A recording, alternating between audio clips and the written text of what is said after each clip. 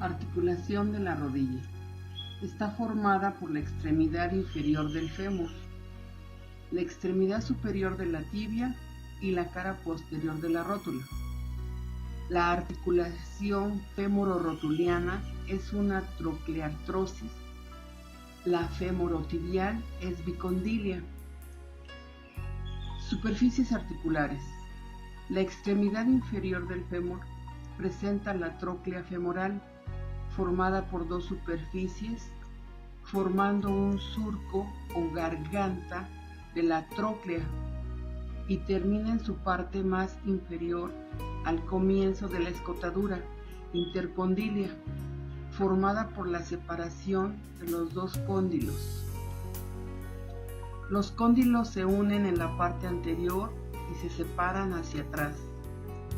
El cóndilo interno se halla desviado hacia adentro y el externo hacia afuera. Tanto los cóndilos como la superficie troclear están cubiertos de cartílago hialine. Movimientos. La articulación de la rodilla realiza principalmente movimientos de flexión y extensión que se pueden asociar a movimientos de rotación interna y externa. Los movimientos de flexión se realizan entre los cóndilos del fémur y los meniscos, que a su vez se deslizan sobre la meseta tibial. En la flexión, la pierna se aproxima a la cara posterior del muslo, realizando el movimiento alrededor de un eje transversal que pasa por los tubérculos condilios. Los cóndilos deslizan de atrás adelante, haciendo rodar la curva condilia sobre la cavidad glenoidea y los meniscos, y esto se debe a la desproporción que existe entre las superficies condilias y las glenoideas. En la extensión se coloca la pierna en dirección del muslo. Los cóndilos ruedan de atrás adelante a la vez que deslizan de adelante a atrás sobre la cavidad glenoidea, produciendo en el fémur ligera rotación interna, colocando la rótula en la tróclea femoral, a la vez que se eleva y se desplaza hacia afuera por la contracción del cuádriceps. En este movimiento, los meniscos deslizan sobre la tibia de atrás adelante. El ligamento cruzado anterior se relaja, mientras el posterior y los laterales se ponen tensos, impidiendo el desalojamiento de la tibia hacia atrás. La rotación es voluntaria y se realiza hacia adentro durante la flexión y hacia afuera durante la extensión, haciendo que la punta del pie se dirija hacia adentro en la flexión y hacia afuera en la extensión. Estos movimientos se realizan en la articulación meniscotibial alrededor de un eje vertical que pase entre las dos espinas tibiales. Los meniscos en los movimientos de flexión se desplazan de adelante hacia atrás sobre la cavidad glenoidea de la tibia, descubriendo la parte anterior de dicha cavidad, siendo el desplazamiento mayor para el menisco externo. Debido a la acción del músculo popliteo, alcanzando hasta 12 milímetros, en tanto que para el interno solo alcanza 6 milímetros. En la extensión, los meniscos se desplazan de atrás hacia adelante, rebasando el borde anterior de la cavidad glenoidea y descubriendo el reborde posterior de esta, debido a la contracción del cuádriceps, que ejerce su acción a través del ligamento menisco rotuliano. Durante los movimientos de flexión, la extremidad posterior de los meniscos se aproxima. El ligamento cruzado posterior se relaja en tanto que el anterior se pone tenso, y en los movimientos de extensión, la extremidad anterior de los meniscos se aproxima. El ligamento cruzado anterior se relaja y el posterior se pone tenso. El papel importante que los meniscos desempeñan en los movimientos de la articulación de la rodilla explican las luxaciones o desplazamientos que estos sufren en algunos deportistas, como los jugadores de fútbol. Rodean la articulación de la rodilla varias bolsas cerosas, de las cuales unas son anteriores, como las prerotulianas, superficial, media y profunda, la bolsa pretibial y la bolsa de la pata de ganso. Otras, en cambio, son posteriores, como la del gemelo interno, la del semimembranoso, la del bíceps crural y la del gemelo externo. La extremidad superior de la tibia lleva como superficie articulares las cavidades glenoideas. Estas son separadas entre sí por la espina de la tibia y por dos superficies rugosas, una anterior y otra posterior, llamadas preespinal y retroespinal.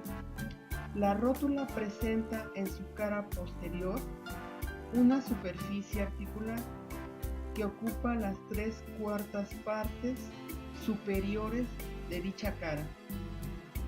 Meniscos interarticulares. La adaptación de los cóndilos del fémur a las cavidades glenoideas de la tibia no es perfecta, por lo cual en cada una de ellas existe un fibrocartílago. El borde externo de los meniscos es mucho más grueso que el interno y se confunde con la cara articular a la cual se adhiere íntimamente.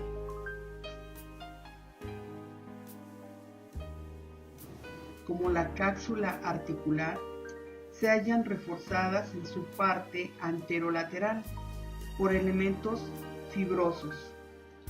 Primero, por aponeurosis femoral, por la expansión cuadricipital que se desprende del tendón del recto anterior y de los bastos. Por último, por las aletas de la rótula. Ligamento posterior. Consta de 3 partes, 2 laterales y una media.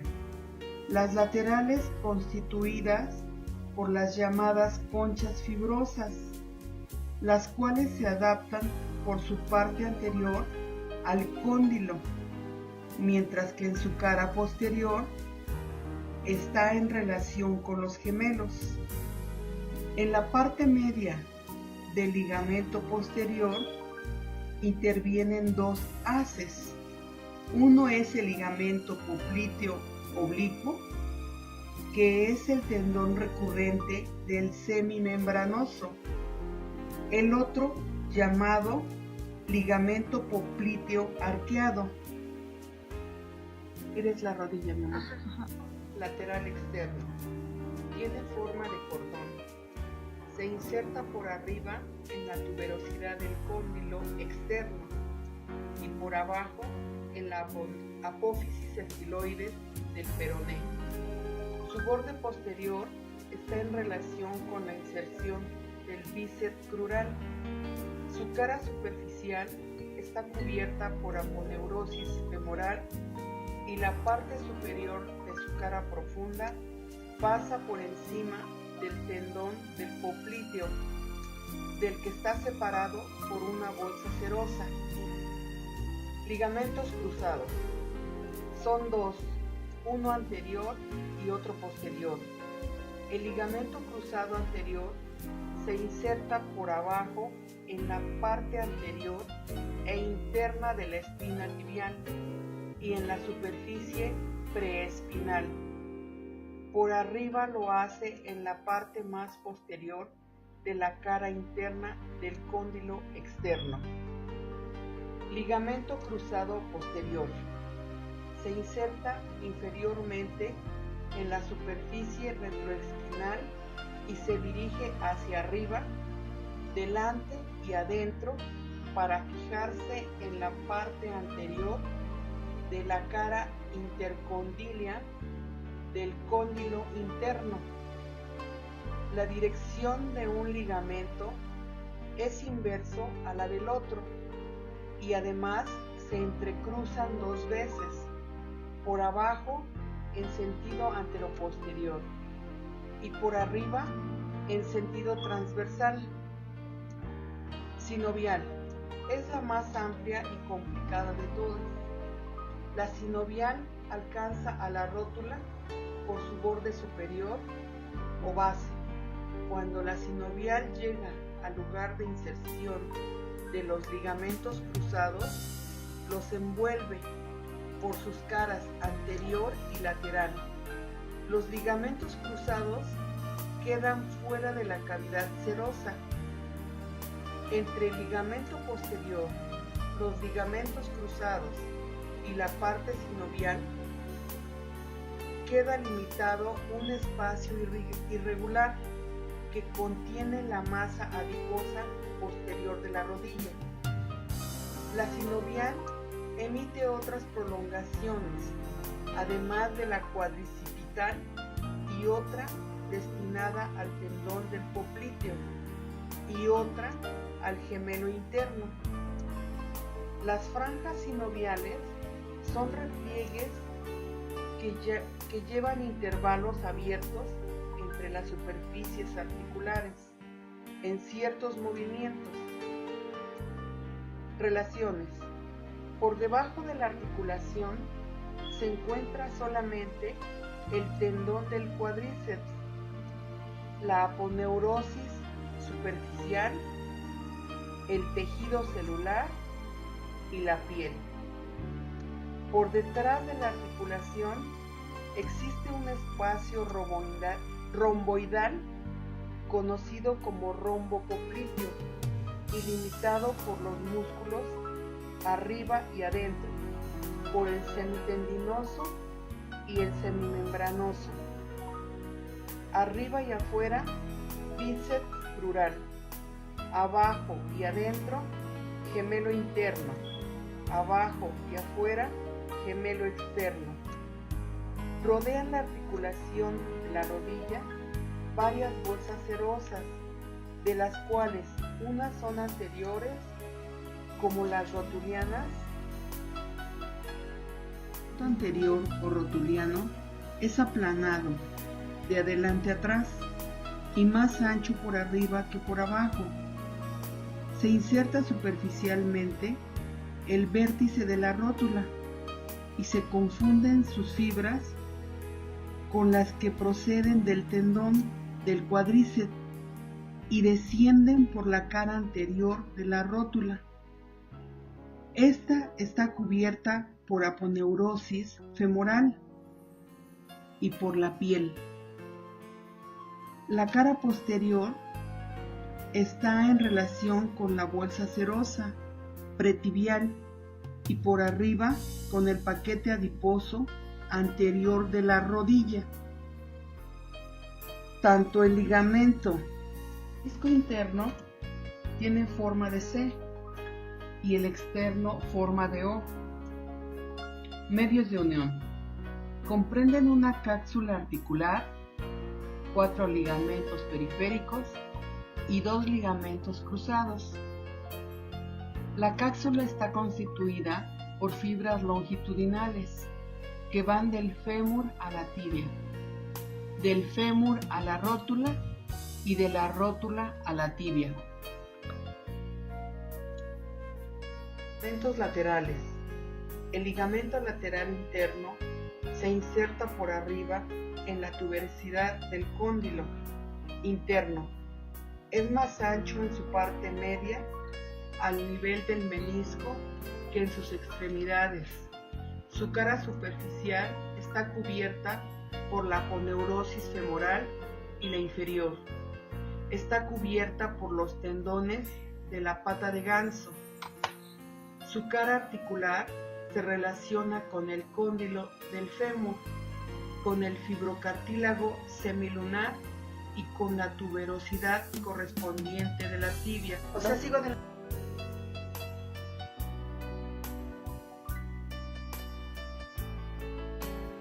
Mecánica de la rodilla. La rodilla es la articulación intermedia del miembro inferior. Formación denominada plica infrapatellaris o ligamento mucoso. Se compone de 3 pliegues sinoviales, inconstantes pero muy frecuentes: la plica infrapatellaris, plica suprapatellaris y la plica mediopatellaris. Músculos extensores de rodilla. Cuádriceps crural. Es un músculo potente. Lucha contra la gravedad.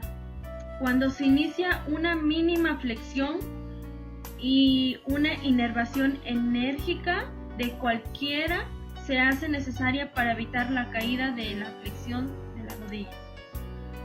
Constituido por 4 cuerpos musculares que se insertan mediante un aparato extensor en la tuberosidad tibial anterior.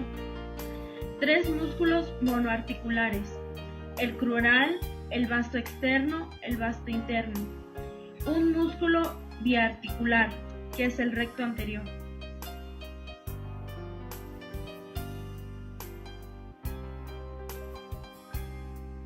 Músculos flexores de rodilla. Músculos isquiotibiales. Tenemos el bíceps crural, semitendinoso, semimembranoso, los músculos de la pata de ganso. En la pata de ganso tenemos recto interno, sartorio y semitendinoso. Los gemelos. No son flexores de la rodilla, sino extensores de tobillo. Sin embargo, los gemelos desempeñan un papel importante en la estabilidad de la rodilla. Se insertan por arriba de los cóndilos cuando se contrae durante la fase del paso, es decir, cuando la rodilla y el tobillo se extiendan a la vez. Esto desplaza los cóndilos hacia adelante, de forma que son antagonistas o sinergistas del cuádriceps. Sartorio es flexor, aductor y rotador externo de la cadera, a la par que flexor y rotador interno de la rodilla. El recto interno es ante todo aductor y accesorio de la flexión de la cadera al mismo tiempo que flexor de la rodilla, de forma que también forma parte de los rotadores internos. Movimientos de flexoextensión. Movimiento principal de la rodilla. En la extensión se define como movimiento que aleja la cara posterior de la pierna de la cara posterior del muslo. A decir verdad, no existe una extensión absoluta, ya que en la posición de referencia el miembro inferior ya está en su máximo estado de alargamiento. En extensión activa, rara vez sobrepasa por poco la posición de referencia, y esta posibilidad depende esencialmente de la posición de la cadera. De hecho, la eficiencia del recto anterior como extensor de la rodilla aumenta con la extensión de la cadera. La extensión relativa, movimiento que completa la extensión de la rodilla a partir de cualquier posición de flexión. Se trata de movimiento que se efectúa normalmente durante la marcha. La flexión es el movimiento que aproxima la cara posterior de la pierna a la cara posterior del muslo. Extensión relativa de rodilla. Extensión absoluta de rodilla de 5 a 10 grados. Extensión relativa de rodilla a 120 grados. Extensión relativa de rodilla a 160 grados. Estabilidad antero-posterior de la rodilla. Tenemos, por ejemplo, la hiperextensión.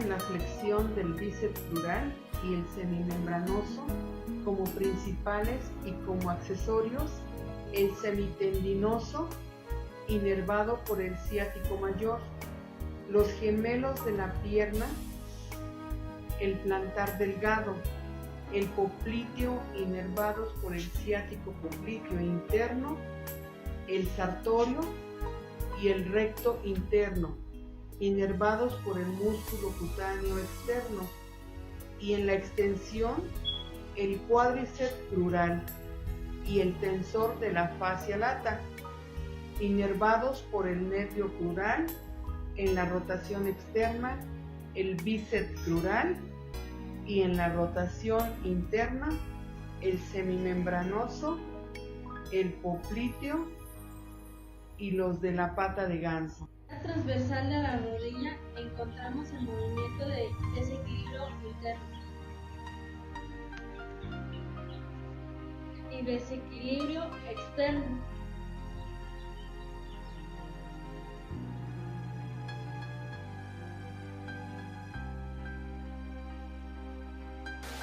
Fase de la marcha. Fase posturado por 60%. Fase de oscilación, 40%. Fase postural. En la primera fase encontramos el choque de talón y la vibración del piso que sube a causa de no dar el choque. Existe la debilidad tibial anterior del músculo. Fase 2. Pie sobre el plano. Fase 3. Postural intermedia. Existe el músculo tricepsural. Fase 4. El impulso del flexor largo del dedo gordo. Es la fase final. En el ritmo de los pasos son de 90 a 120 por minuto con gasto de 62 calorías. En la rotación de la pelvis en la fase de oscilación. Observamos una ligera pronación como consecuencia de pie plano. De frente también podemos observarlo.